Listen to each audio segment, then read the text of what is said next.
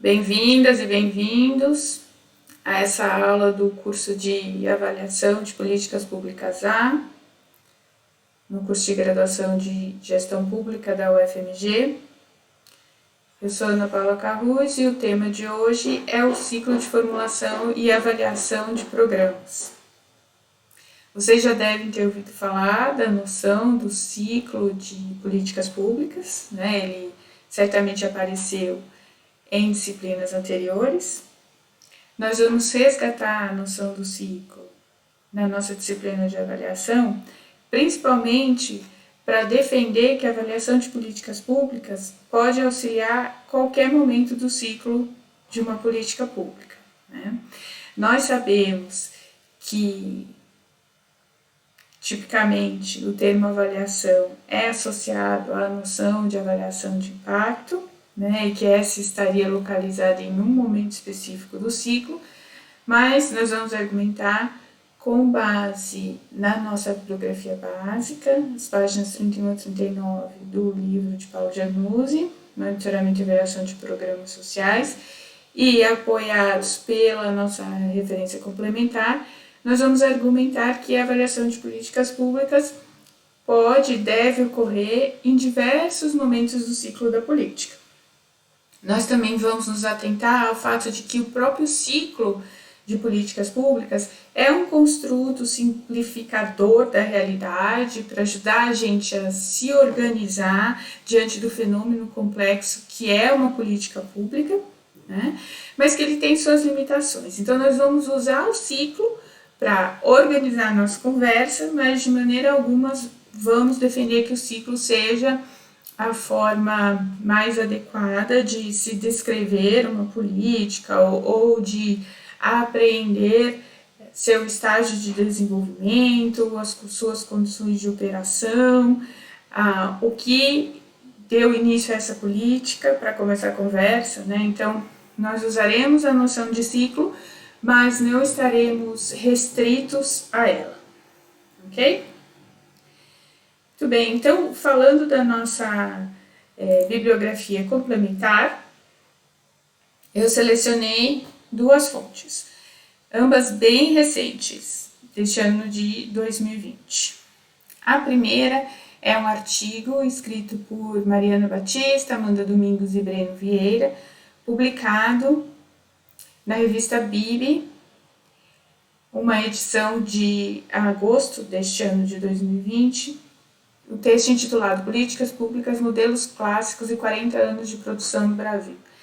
Então, nesse artigo, Mariana Batista e coautores fazem um levantamento da produção empírica sobre políticas públicas no Brasil, mas antes disso, o artigo oferece uma visão do que seriam os modelos clássicos teóricos de políticas públicas, envolvendo a descrição do próprio ciclo de políticas públicas e das várias interpretações posteriores que buscaram aperfeiçoar a contribuição teórica do ciclo, né, torná-la mais próxima da realidade mais específica a alguns momentos da política, seja formação de agenda, formulação, implementação ou outro momento. É um texto muito interessante, certamente vale a leitura para a nossa disciplina, em particular da introdução e da seção que faz essa revisão teórica sobre políticas públicas, ciclo e outras formulações teóricas mais recentes. A segunda referência complementar é um vídeo sugerido até por um colega da turma na nossa primeira aula da disciplina, um vídeo de um evento do Nexo,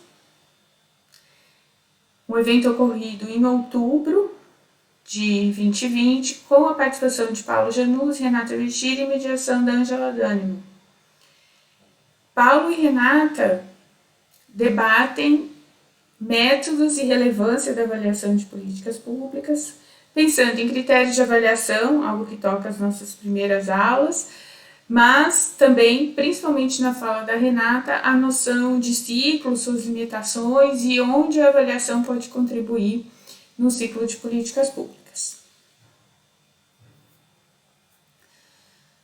O ciclo, eu imagino que seja bastante familiar nesse momento, há outras representações visuais e, inclusive, outras enumerações da parte do ciclo das partes do ciclo de políticas públicas. Então, dependendo do livro-texto que vocês consultarem, vocês vão ver 5 fases, 7 fases, 6 fases, né? Os autores, as autoras se dão o direito de tornar as fases do ciclo mais ou menos específicas. Esta representação é a representação utilizada por Paulo Janus, na verdade é uma adaptação, né, da representação de Paulo, e está focada nos momentos de definição de agenda, formulação, tomada de decisão, implementação e avaliação somativa. Naturalmente, a definição da agenda ela está justificada pela identificação de um problema ou uma demanda social que exige algum tipo de atuação governamental. Da mesma forma, a noção de ciclo implica um processo que não tem um início ou um fim específico. Isso quer dizer que, após a implementação de uma política, após sua avaliação somativa, é preciso repensar aquele problema que originou a intervenção e determinar se esse problema está superado ou se ainda requer uma intervenção governamental e se há necessidade de reformulação das políticas, programas, projetos já colocados em prática, né? Então, o ciclo de políticas públicas remete à noção de um processo que não tem um início ou um fim bem definido, mas que segue algumas etapas regulares, previsíveis, passando por o entendimento do problema, a definição do que fazer para enfrentá-lo, a colocação em prática desses encaminhamentos, dessas deliberações e o próprio processo de avaliação de crítica das iniciativas já implantadas. O ciclo de políticas públicas também é conhecido por outros termos, como ciclo de formulação e avaliação de políticas e programas, ciclo de vida do programa, ciclo de implementação de um programa, né? Então, como eu estava dizendo, diferentes autores imprimem sua visão específica sobre o ciclo, com uma terminologia própria, às vezes fases adicionais, ou a remoção de alguma fase, eventualmente a junção da formulação com a tomada de decisão, por exemplo. Então, não é um esquema sempre encontrado dessa forma na literatura, mas eu entendo que a opção de Paulo Januzzi de enfatizar essas etapas que estão aqui identificadas, ela se alinha com a maioria das representações de ciclo que a gente encontra por aí. Ciclo de políticas públicas, como todos os construtos, né, essas construções conceituais, tem pontos fortes e pontos fracos, né? Como pontos fracos, é clara a questão da simplificação, né? Então, a gente vê o ciclo como fases encadeadas, sendo que uma não se sobrepõe à outra, uma não se antecipa a outra, não há vai e vem, quando a realidade da definição, da execução de uma política é muito menos linear, né? Então, a gente tem, ao mesmo tempo, a identificação do problema, a gente já tem propostas de formulação, as próprias propostas de formulação já vão estar, de alguma maneira, informadas sobre a sua viabilidade política, viabilidade orçamentária, então a decisão, de alguma maneira, pode se antecipar a formulação e informar os modelos que estarão sendo propostos e colocados à mesa para discussão. A noção de avaliação, como avaliação somativa, que ocorre após a implementação, também simplificação e é uma maneira limitada de entender a avaliação de políticas públicas, já que toda a nossa argumentação nessa disciplina, muito enfatizada no livro de Paulo Januzzi, é que a avaliação pode auxiliar a política pública em qualquer um de seus momentos, né? Identificando qual é o problema social, sua abrangência, apoiando a identificação de soluções possíveis com base no que a gente já conhece em outras experiências, apoiando a implementação, identificando gargalos de implementação, problemas de recrutamento, de cobertura, problemas de processo e de articulação de parcerias, né? Então a avaliação pode estar em vários momentos e o ciclo de políticas públicas é simplista nesse sentido, né? Por localizar a avaliação ali no momento posterior à implementação. Então, essa linearidade, essa noção de um encadeamento previsível e unidirecional é uma simplificação, né? O que torna o construto do ciclo de políticas públicas enfraquecido.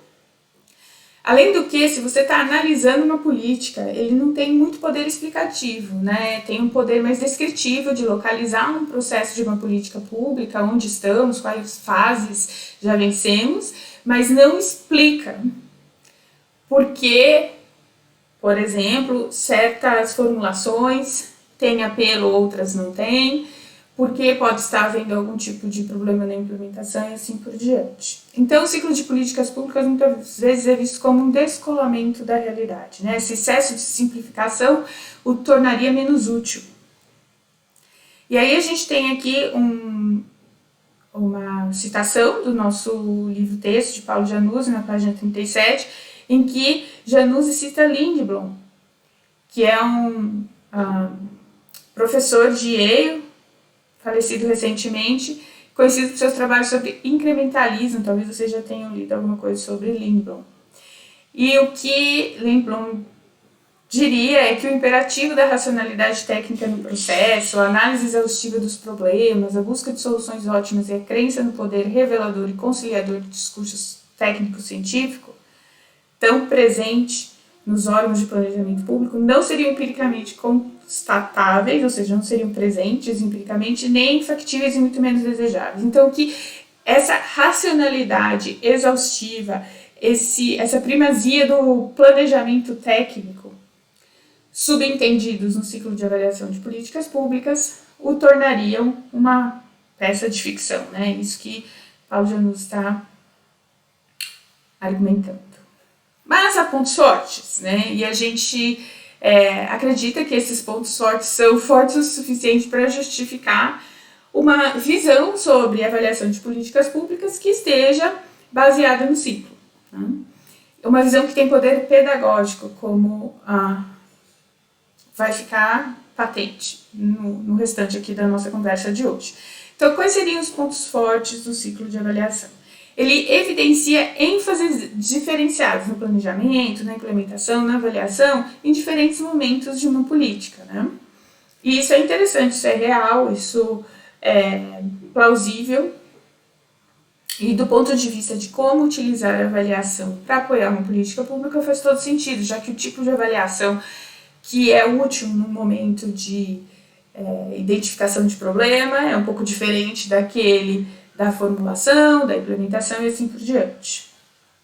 O ciclo de políticas públicas provê um marco geral para análise isolada sobre cada etapa, então é uma ajuda no sentido de delimitar espaços, momentos, processos dentro daquele fenômeno complexo que é uma política pública para análise mais detalhada. E também nos ajuda a identificar relações entre essas etapas, né? Uma vez que você define as etapas, você pode tratar de dependências, articulações, consequências de definições anteriores em etapas subsequentes. Essa noção de ciclo de políticas públicas como marco metodológico está muito presente no artigo de Mariana Batista e coautores que eu mencionei para vocês no início da aula.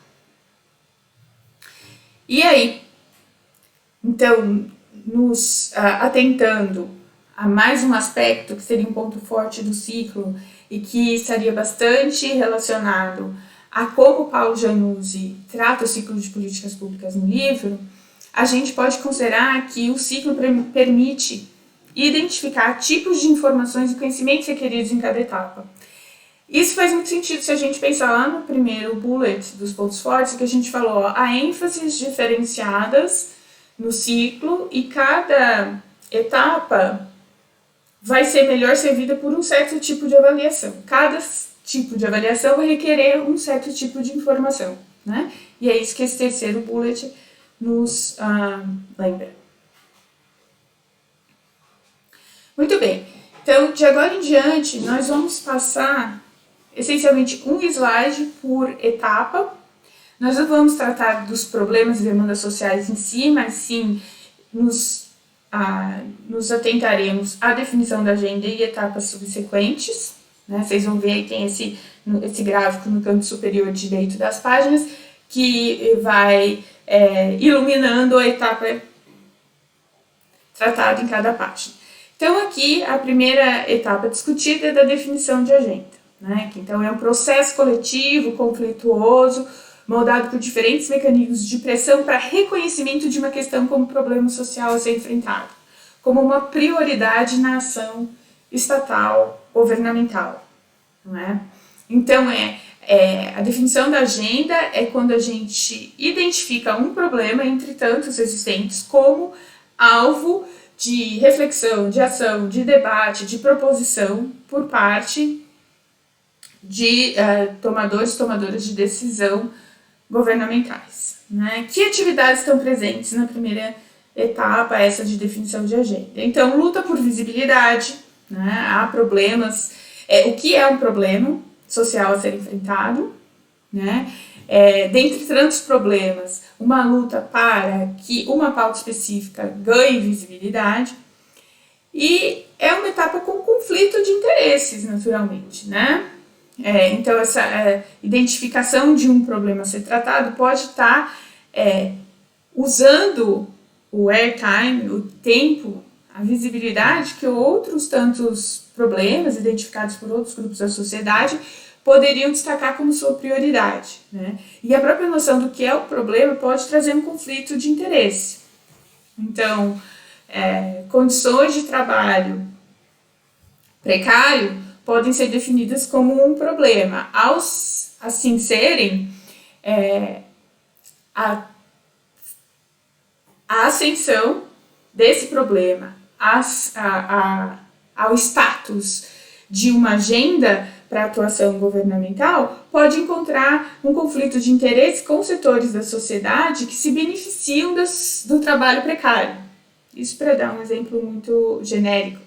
Mas há outros tantos que a gente pode imaginar que envolvam questões de costumes, de normas de convivência, que para algumas parcelas da população significam um problema, um tipo de violência, e para outras não, são comportamentos normais, naturais, que não exigiriam nenhum tipo de intervenção por parte do governo, do Estado. Então, é importante demais a gente pensar na definição da agenda e suas consequências, não só para quem vai ter pauta, quem vai ter atenção de legisladores, do executivo, mas também no ponto de vista de como um problema é definido, vai determinar o tipo de solução que seria consistente com o problema. Né?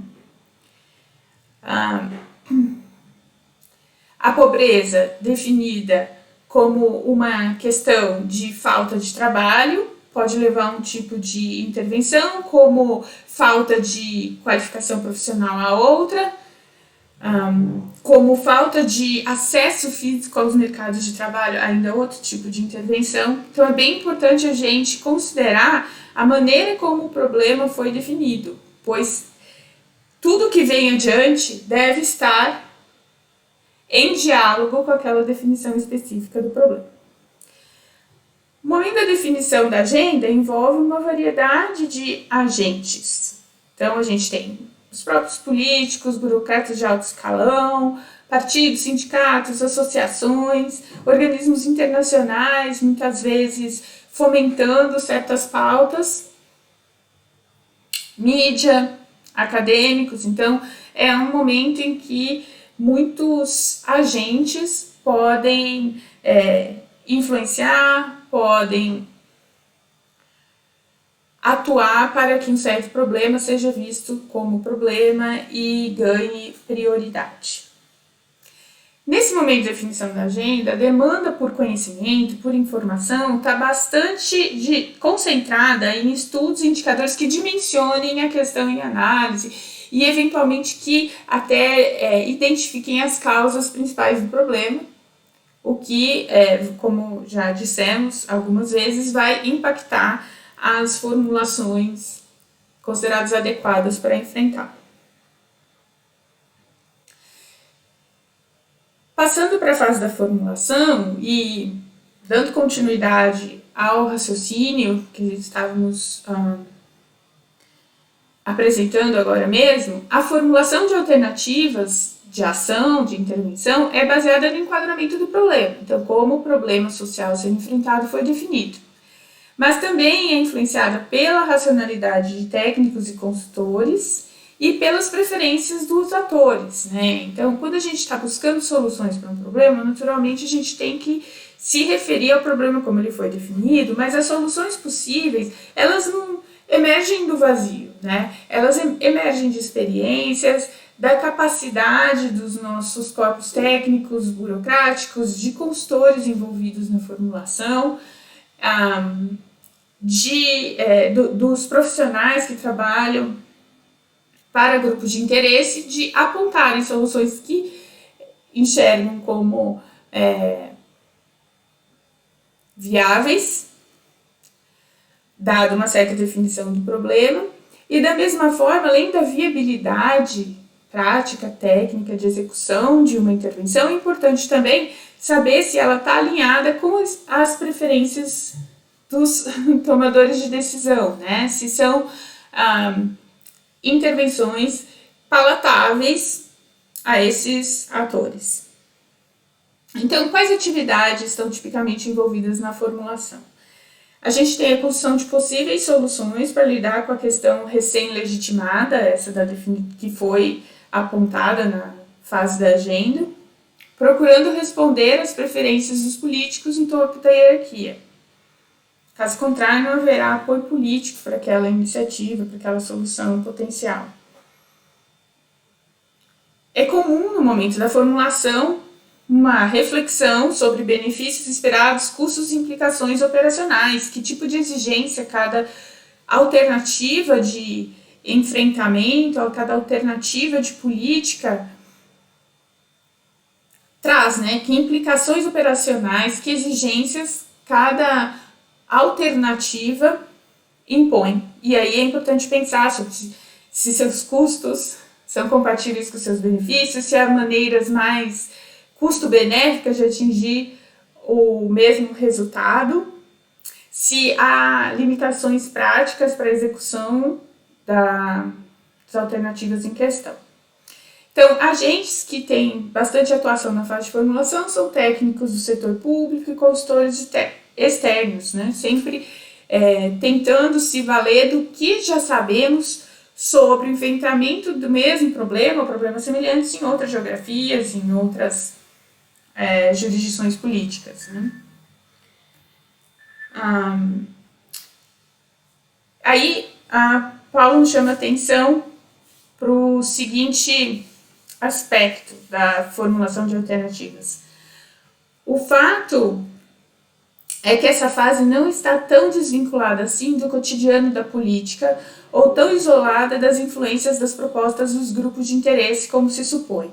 Há sempre atores com maior ou menor ascendência na formatação dos possíveis programas e ações. Então, Paulo está nos lembrando que essa racionalidade técnica, objetiva, desvinculada de visões normativas, de visões de mundo, ela não é prática, né? Todos nós estamos imbuídos das nossas crenças, das nossas alianças políticas, daquilo que a nossa formação nos faz acreditar como o que seria evidência forte para suportar, para sustentar, para defender uma certa alternativa de política, né? Então nós não estamos operando como robôs. Nós, eu quero dizer, agentes envolvidos na formulação de uma política pública e ali para frente os que decidirão por uma implementação ou outra, por uma alternativa ou outra, nós operamos num contexto de uma visão específica de mundo que a gente carrega, uma visão epistemológica sobre o que é evidência robusta de que uma alternativa seria superior às demais, né? Nós estamos também imbuídos daquilo que a gente vê como uma capacidade operacional dos órgãos governamentais de tocar em uma certa política. Então, não se trata de uma análise mecânica de diferentes atributos de diferentes políticas, né? Mas uma decisão que ela está imersa num contexto de valores, de limitações práticas, de limitações técnicas. Na fase de formulação, é bastante importante que se tenha acesso a diagnósticos de públicos-alvos, de capacidade de gestão, só para dar alguns exemplos, né, do que seriam informações relevantes para se comparar alternativas de encaminhamento. Naturalmente, avaliações de custo-efetividade, de custo-benefício, experiências de outras geografias, como eu mencionava para vocês, serão bastante bem-vindas e relevantes para a formulação. Sobre a tomada de decisão, então aqui se contrastam todas aquelas informações sobre alternativas de encaminhamento levantadas na fase de formulação e se decide exatamente por um encaminhamento ou outro, né? Então, a atividade principal seria a escolha do rumo a seguir, podendo incluir a não ação, ou seja, a manutenção do status quo. Manutenção do status quo é uma alternativa de política pública, né? É um pouco difícil para a gente pensar nesses termos, que parece que política pública requer uma ação, mas não necessariamente, né? Política pública pode ser tudo aquilo que um governo faz ou deixa de fazer. Deixar de intervir também é uma política. Os principais agentes envolvidos são dirigentes e gestores mais diretamente relacionados à política e ao programa, né? Tomadores e tomadoras de decisão. E aqui a demanda por conhecimento, como a gente já mencionou, envolve informações sobre custos envolvidos em cada alternativa, cobertura populacional, impactos sociais adicionais, viabilidade operacional de implementação de cada solução desenhada. Nesse momento, no nosso livro texto de Paulo Januzzi, há uma passagem que eu acredito merece nossa atenção, então eu vou lê-la aqui para vocês. Não significa que outros agentes e atores não estejam ativos no processo de tomada de decisão, para influenciar a decisão em um ou outro sentido, introduzindo, legitimamente em muitos casos, considerações de ordem política em rotinas que seriam a princípio e só em princípio de cunho mais eminentemente técnico. Então aqui é Paulo nos lembrando mais uma vez que, assim como a formulação, a tomada de decisão não ocorre no vazio normativo, não ocorre no vazio político. Passando para a fase da implementação, então já temos aqui um rumo, uma política definida, que deve ser colocado em prática, né? A implementação exige a execução, a implementação significa a execução da política, e ela exige um monitoramento constante de diversos pontos de vista, né, para fazer uma política sair do papel e funcionar efetivamente e com correções de rota, se preciso. Especialmente políticas que têm um caráter inovador forte, ou que nunca foram executadas num certo nível de governo, elas vão certamente requerer, exigir algum tipo de ajuste na execução e vão por consequência, demandar uma atenção constante, um monitoramento constante das condições de campo para que se avalie a aderência dessas condições de campo às expectativas e para que se façam correções conforme necessário, né? Então, correção envolvendo timing, orçamento, formas de recrutamento, priorização dos públicos atendidos, para citar alguns, além de toda a articulação intergovernamental e do governo com entidades da sociedade civil para a própria execução da intervenção. Então, é um momento de oficializar parcerias, de organizar equipes de trabalho e governanças de acompanhamento. Um momento que é pouco trivial, né, para o desenho e para a execução de uma política. Quais atividades são frequentes aí no momento da implementação? Então, a implantação e execução da ação governamental, como era de se esperar, e a alocação de recursos e desenvolvimento de processos, né, de protocolos de atendimento, então, de convênios e termos de parceria, de contratação de profissionais para poderem executar essa política. E aí, como agentes envolvidos, a gente tem grupos ou atores de natureza pública e privada que estão, de alguma forma, atuando para essa política, né?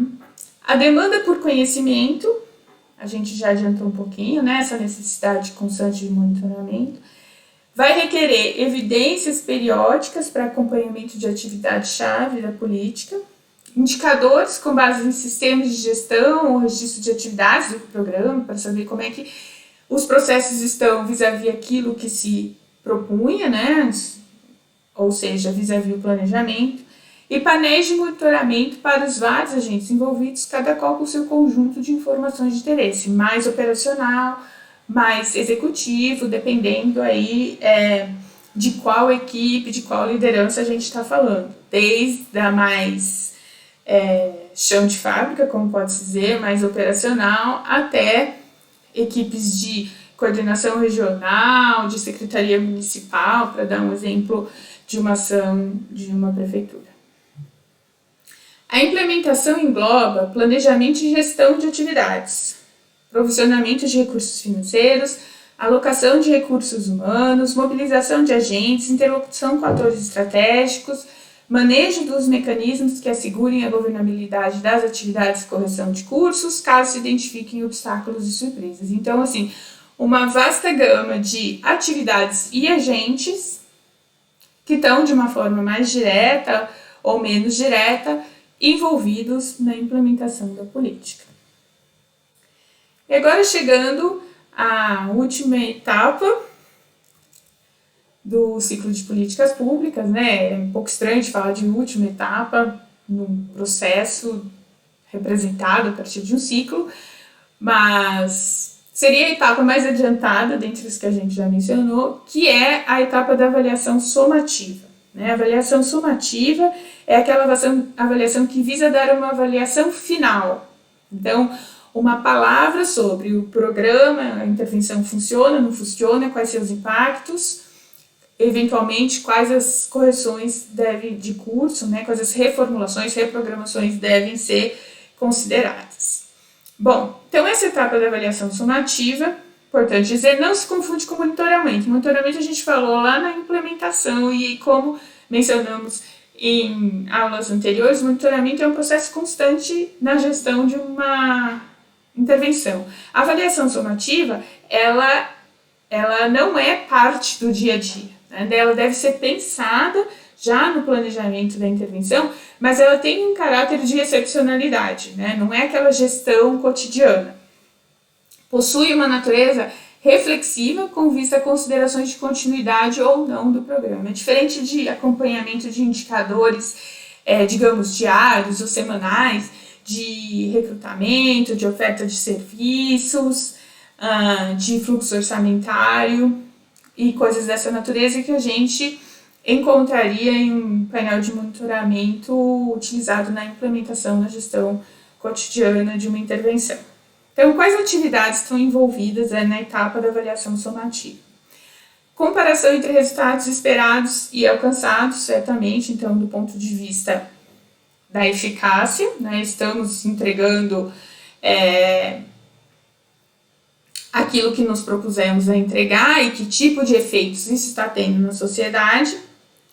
E um feedback à etapa inicial de formulação com correções de plano, né? E, eventualmente, até ações para encerramento do programa, caso ele seja definido como não efetivo ou não custo-benéfico, ou na situação em que o problema ou a demanda social que ensejou o programa já não esteja mais ali presente, já tenha sido superado. Quais agentes a gente teria aqui envolvidos na avaliação somativa? Bom, nosso livro-texto, Januzzi, não especifica os agentes, mas poderiam ser diversos. Até nós, aqui, né, na universidade, somos agentes que podemos contribuir, podemos participar da avaliação somativa, mesmo que não tenhamos qualquer vínculo com a gestão pública especificamente. A própria produção acadêmica pode, deve e realiza avaliações somativas, avaliação de impacto de políticas públicas. Mas, naturalmente, dentro da gestão, as equipes gestoras podem realizar avaliação somativa, assim como profissionais externos contratados, consultorias, organizações não governamentais, organizações multilaterais, enfim, diversos agentes podem, frequentemente estão, produzindo avaliações somativas, né? Avaliações de impacto, de resultados e impactos. Né? Resultados tem mais a ver com a produção imediata, então do ponto de vista da eficácia, e impactos, como a gente já falou, eles têm a ver com a efetividade. Então, para além da entrega, como o programa altera a sociedade. Altera no sentido desejável, que está no espírito daquela iniciativa, se não, qual o tempo de maturação e aquela discussão que a gente já fez na aula anterior. Né? Quais as demandas por conhecimento na fase de avaliação somativa? Um conjunto amplo de estudos. Então, o que já sabemos sobre a efetividade de uma certa intervenção, seja similar à nossa, seja exatamente a que a gente está gerindo, né?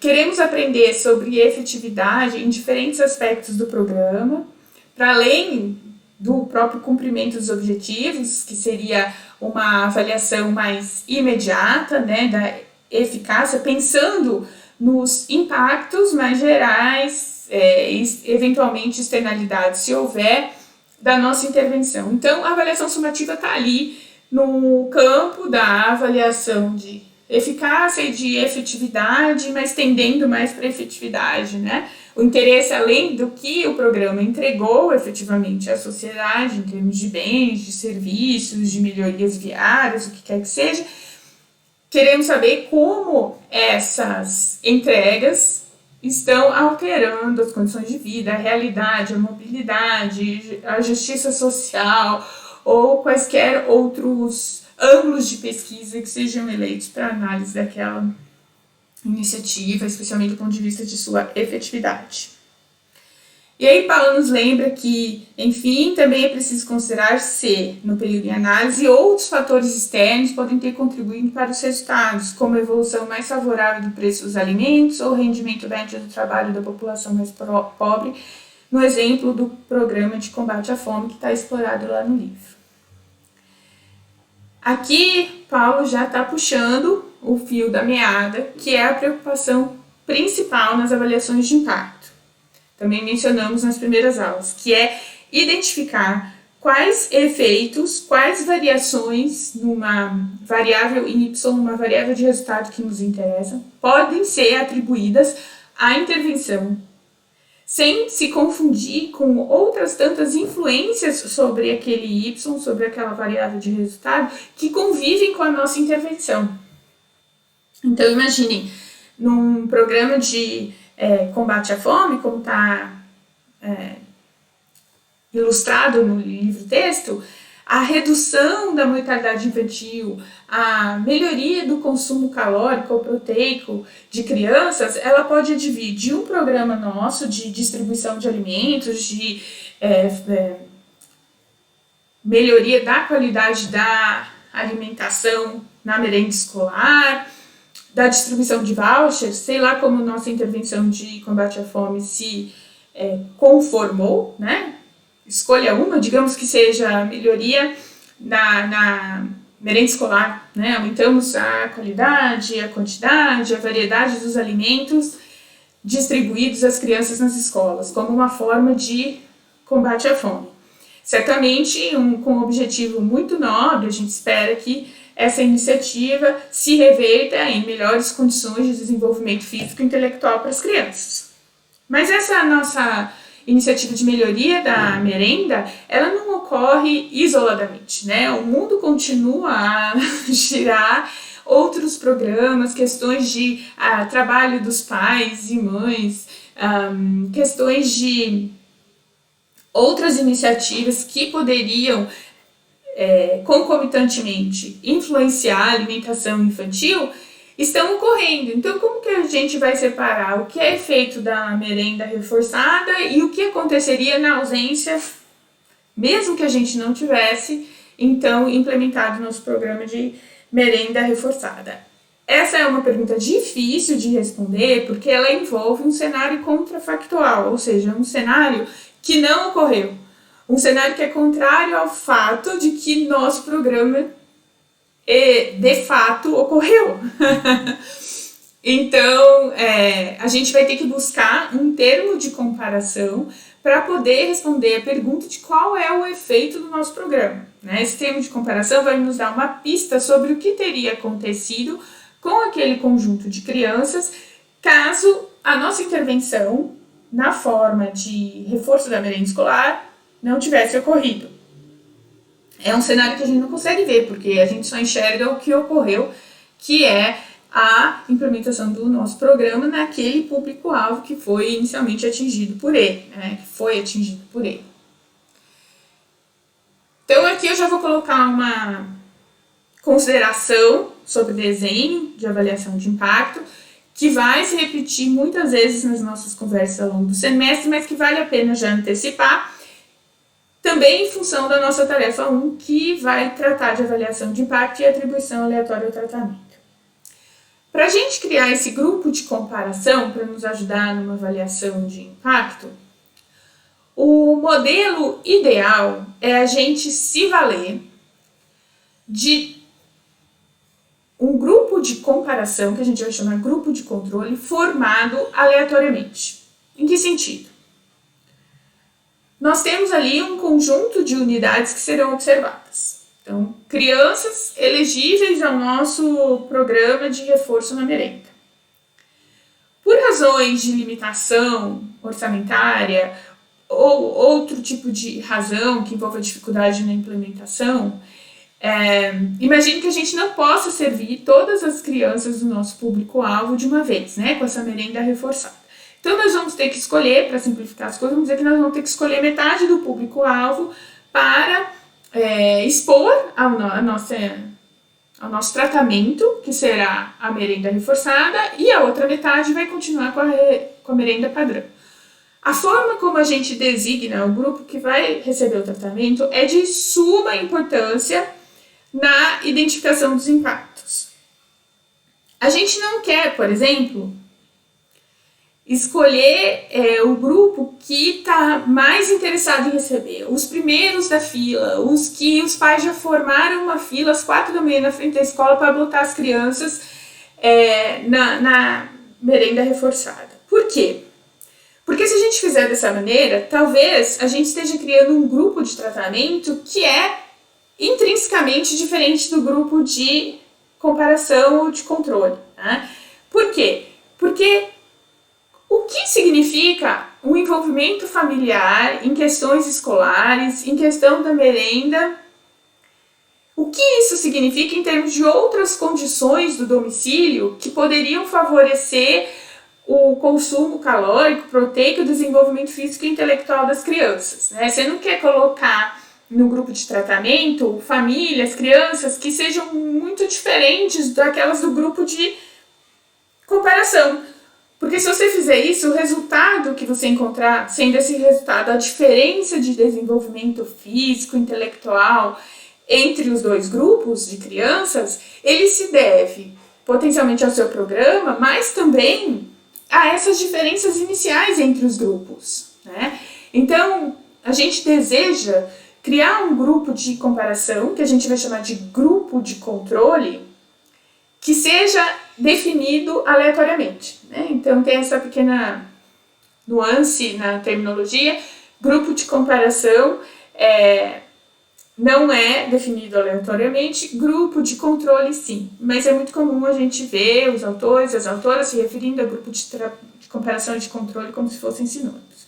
O que interessa é que, para que a gente consiga identificar bem os efeitos de um programa sem confundi-los com outras condições que também afetam o desenvolvimento infantil, nós gostaríamos, né, queremos idealmente que esse grupo de tratamento, esse conjunto de crianças que é efetivamente exposto ao nosso programa, ao reforço da merenda, seja definido aleatoriamente. Por quê? Porque quando a gente escolhe no sorteio qual criança vai fazer parte da merenda reforçada e qual não vai, a gente não tem razão para acreditar que o grupo de tratamento seja diferente do grupo de comparação. Naturalmente são crianças diferentes, então eu não estou sugerindo que esses grupos sejam exatamente iguais.